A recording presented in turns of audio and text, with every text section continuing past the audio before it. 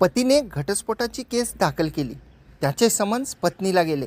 पत्नी वकिलामार्फत हजरसुद्धा राहिली, परंतु पत्नीने त्या केसमध्ये कोणतेही म्हणणे दिले नाही आणि त्यामुळे केस पुढे विना म्हणणे चालवली गेली, ज्यामध्ये माननीय ट्रायल कोर्टाने पतीच्या बाजूने घटस्फोटचा आदेश केला आणि तो आदेश पत्नीने उच्च न्यायालयामध्ये चॅलेंज केला।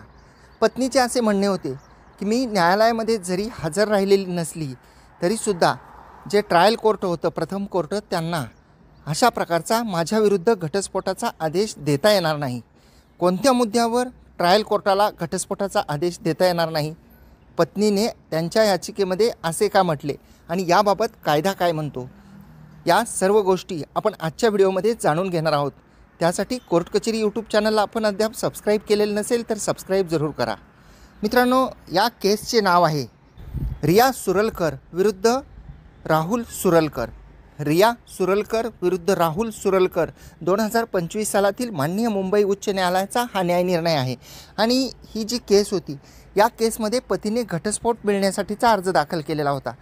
पत्नी समन्स मिळाल्यानंतर माननीय न्यायालयामध्ये हजर राहिली, परंतु म्हणणे दिले नाही आणि केस पुढे चालली गेली।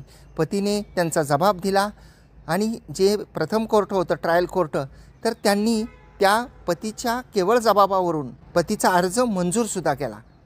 ज्यावेळी केस ही चॅलेंज झाली उच्च न्यायालयामध्ये, त्यावेळी माननीय मुंबई उच्च न्यायालयाने असे म्हटलेले आहे की पतीने त्यांच्या अर्जामध्ये पत्नीने छळ केला वगैरे जे मुद्दे होते, जे ग्राउंड्स होते, त्या मुद्द्यांबाबत जो आहे तो स्वतःचा जबाब दिलेला आहे, परंतु ते मुद्दे सिद्ध करण्यासाठी कोणताही सबळ पुरावा दिलेला नाही आणि केस केवळ एकतर्फी होती, म्हणजे विना म्हणणे होती।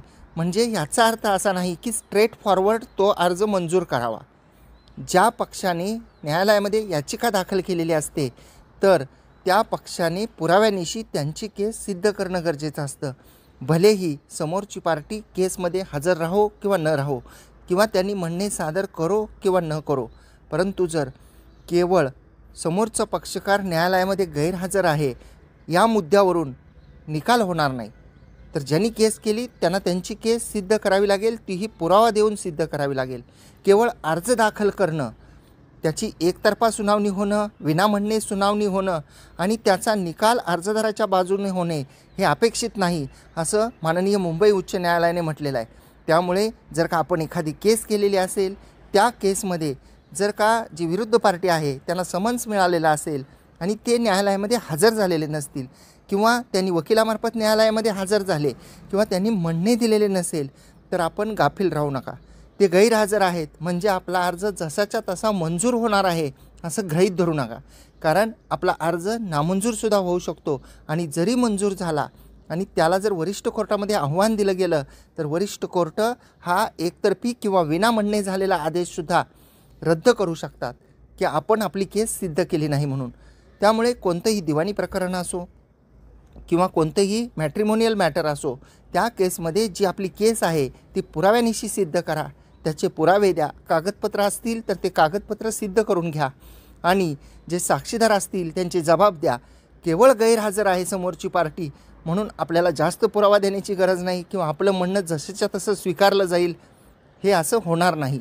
आणि त्यामुळं हे जे असे गुंते आहेत ते भविष्यकाळामध्ये उत्पन्न होऊ शकतात। आपण घेतलेला जो निकाल आहे तो रद्दसुद्धा होऊ शकतो। ज्युनियर मित्रांसाठी केसचं नाव पुन्हा एकदा रिपीट करतोय, रिया सुरलकर विरुद्ध राहुल सुरलकर 2025 सालातील माननीय मुंबई उच्च न्यायालयाचा हा न्यायनिर्णय आहे। जर ही माहिती आपल्याला आवडली असल्यास या माहितीला एक लाईक करा, व्हिडिओला शेअर करा, कोर्ट कचेरी यूट्यूब चॅनलचे नोटिफिकेशनचे बटन क्लिक करा।